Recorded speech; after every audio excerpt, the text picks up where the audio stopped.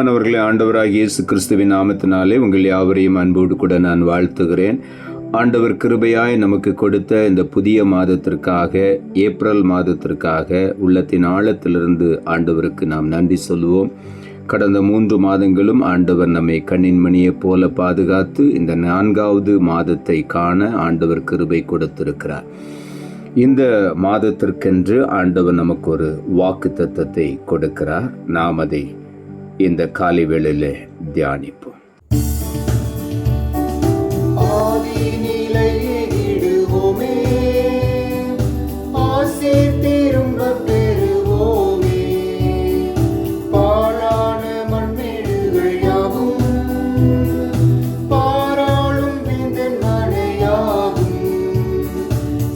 வாழ்வு மறையும் சீர்வாழ்வு மலரும் சீயோனின் மகிமை திரும்பும். சிறை வாழ்வு மறையும் சீர்வாழ்வு மலரும் சீயோனின் மகிமை திரும்பும். ஆனந்த துதி ஒலி கேட்கும், ஆடல் பாடல் சத்தமும் தோனிக்கும். ஆகாய விண்மீனாய் அவர் ஜனம் பெருகும், ஆண்டவர் வாக்கு பலிக்கும். ஆகாய விண்மீனாய் அவர் ஜனம் பெருகும், ஆண்டவர் வாக்கு பலிக்கும். இந்த மாதத்திற்கென்று ஆண்டவர் கொடுக்கிற ஒரு வாக்குத்தத்த வசனம் ஏசாயா தீர்க்க தரிசன புஸ்தகம் 61ஆம் அதிகாரம் 4வது வசனம். ஏசாயா 61:4. அவர்கள் நெடுங்காலம் பாழாய் கிடந்தவைகளை கட்டி, பூர்வத்தில் நிர்மூலமானவைகளை எடுப்பித்து, தலைமுறை தலைமுறையாய் இடிந்து கிடந்த பாழான பட்டணங்களை புதிதாய் கட்டுவார்கள். இந்த காலை வேளையில, இந்த மாதத்திலே, ஏப்ரல் மாதத்திலே ஆண்டவர் என்ன செய்ய போகிறார் என்றால், நம்மை கொண்டே பலவிதமான பாழானவைகளை மறுபடியும் ஆண்டவர் புதுப்பித்து கட்டப் போகிறார். பழையவைகள் எல்லாம் ஒளிந்து போயின, எல்லாம் புதிதாயின என்று சொன்ன வார்த்தையின்படி இந்த காலை வேளையிலே ஆண்டவருடைய வார்த்தை சொல்லுகிறது, நெடுங்காலமாய் பாழாய் கிடந்தவைகளை இந்த மாதத்திலே ஆண்டவர் கட்டுவேன் என்று சொல்லுகிறார். பூர்வத்தில் நிர்மூலமானவைகளை மறுபடியும் எடுப்பித்து, தலைமுறை தலைமுறையாய் இடிந்து கிடந்த பாழான பட்டணங்களை புதிதாக கட்டுவார்கள் என்று ஆண்டவர் வாக்கு பண்ணுகிறார். நாம் ஒவ்வொருவரும் புதிய காரியங்களை செய்ய போகிறோம். எல்லாவற்றையும் பாழாய் கிடந்த பட்டணங்களை நாம் மறுபடியும் புதிதாய் கட்டுவோம் என்று ஆண்டவர் சொல்லுகிறார்.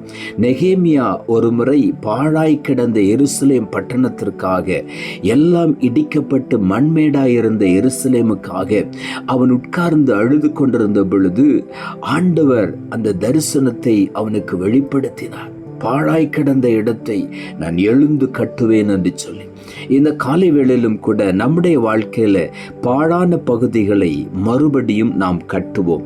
அதற்கு நமக்கு ஆவியானவர் பலனை கொடுக்கிறார்.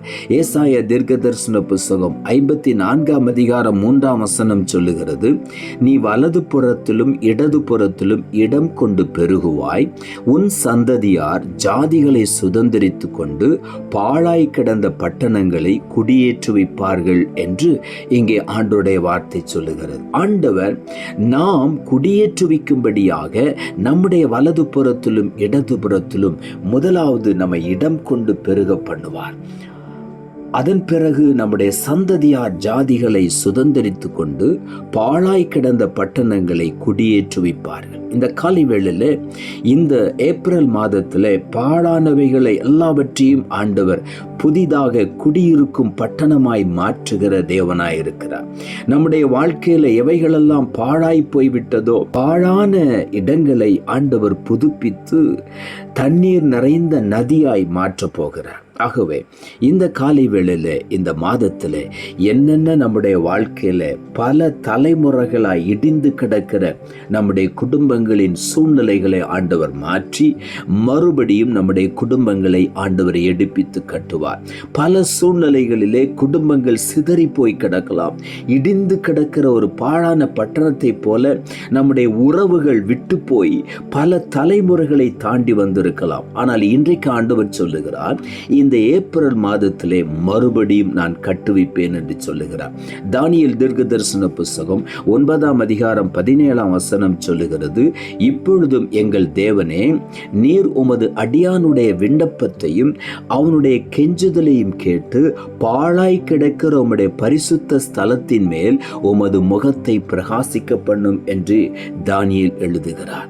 பாழாய் கிடந்த பரிசுத்த ஸ்தலம், அதிலே உம்முடைய முகத்தை பிரகாசிக்க பண்ணும் என்று சொல்லி இந்த காலை வேளையில நீங்களும் நானும் தேவனுக்கென்று வேறு பிரிக்கப்பட்ட பரிசுத்த ஸ்தலமாயிருக்கிறோம். ஆண்டவர் மற்ற ஜனங்களை விட்டு நம்மை வேறு பிரித்திருக்கிறார். நாம் பரிசுத்த சந்ததியாயிருக்கிறோம். ஆனால் இன்றைக்கு பாழாய் இருக்கிற இந்த பரிசுத்த ஸ்தலத்தின் மேலே கர்த்தருடைய முகத்தின் வெளிச்சம் பிரகாசிக்க போகிறது.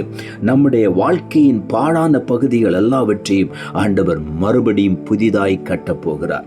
சங்கீதங்களின் புஸ்தகம் 69ஆம் அதிகாரம் 35ஆம் வசனம் சொல்லுகிறது, தேவன் சீயோனை ரட்சித்து யூதாவின் பட்டணங்களை கட்டுவார், அப்பொழுது அங்கே குடியிருந்து அதை சுதந்தரித்துக் கொள்வார்கள். இந்த காலை வேளையில பாழான எல்லாவற்றையும் ஆண்டவர் புதுப்பித்து நம்மை சுதந்தரிக்க பண்ணுவார். இந்த ஏசாயா 61ஆம் அதிகாரம் முதல் சில வசனங்களை நீங்கள் வாசித்து பார்ப்பீர்கள் என்றால், சீயோனை ஆண்டவர் மறுபடியும் ரட்சித்து ஆண்டவர் தம்முடைய பரிசுத்த ஆவியின் அபிஷேகத்தினால் நிரப்பி பாழானவைகளை மறுபடியும் எடுப்பித்து கட்டும்படியாய் அந்த பலனை ஆண்டவர் கொடுத்திருக்கிறார். யோபுவின் புஸ்தகம் 22ஆம் அதிகாரம் 23ஆம் வசனம் சொல்லுகிறது, நீர் சர்வ வல்லவரிடத்தில் மனம் திரும்பினால் திரும்ப கட்டப்படுவீர் என்று இங்கு எழுதப்பட்டிருக்கிறது.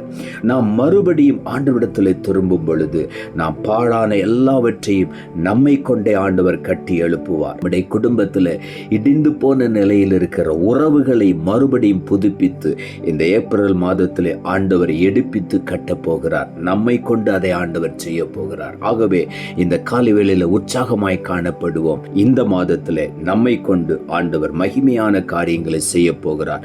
பாழான எல்லாவற்றையும் ஆண்டவர் மாற்றி பாழான பட்டணங்களை எடுப்பித்து கட்டி பாழான நிலங்களை பயிர் நிலங்களாய் மாற்றி வறண்டு போன நிலங்களை தண்ணீர் தடாகமாய் மாற்றி மறுபடியும் நிலைநிறுத்துவார். ஆகவே உள்ளத்தின் ஆழத்திலிருந்து ஆண்டவருக்கு நாம் நன்றி சொல்லுவோம். நாம் ஜெபிப்போம். அன்புள்ள ஆண்டவரே, கிருபையானீர் கொடுத்த இந்த புதிய மாதத்திற்காய் மறுபடியும் உமக்கு நன்றி செலுத்துகிறோம். ஆண்டவர் கொடுத்த ஜீவனுள்ள வார்த்தைக்காக நன்றி. அவர்கள் நெடுங்காலமாய் பாழாய் கிடந்தவைகளை கட்டி பூர்வத்தில் நிர்மூலமானவைகளை எடுப்பித்து தலைமுறை தலைமுறையாய் இடிந்து கிடந்த பாழான பட்டணங்களை புதிதாய் கட்டுவார்கள் என்ற வார்த்தையை கொடுத்தேன். இந்த காலை வேளையில இந்த ஏப்ரல் மாதத்தில் இந்த வார்த்தையை கேட்டுக்கொண்டிருக்கிற ஒவ்வொருடைய வாழ்க்கையிலும் இதுவரையிலும் தலைமுறை தலைமுறையாய் இடிந்து கிடக்கிற பாழான பட்டணத்தை போல உறவுகள் முறிந்து ஆண்டவரே பல வருடங்களாக ஆண்டவரே அன்பற்ற நிலையிலே ஒரு ஐக்கியம் இல்லாத ஒரு சூழ்நிலையிலே பிரிந்து கிடக்கிற குடும்பங்களை இணைத்து மறுபடியும் பிரிந்து கிடக்கிற திருச்சபைகளை இணைத்து பிரிந்து கிடக்கிற ஊழியங்களை இணைத்து ஆண்டவரே ஒரு மனம் ஒற்றுமையை கட்டளையிட்டு மறுபடியும் எடுப்பித்து கட்டப்போகிறபடியினால் உமக்கு நன்றி. ஒவ்வொரு குடும்பங்களையும் கட்டி உம்முடைய நாமத்தை மகிமைப்படுத்த போகிறபடியினால் உமக்கு நன்றி. தாழ்த்துகிறோம். இரட்சகர் இயேசுவின் நாமத்தில் ஜெபிக்கிறோம் நல்ல பிதாவே. ஆமென்.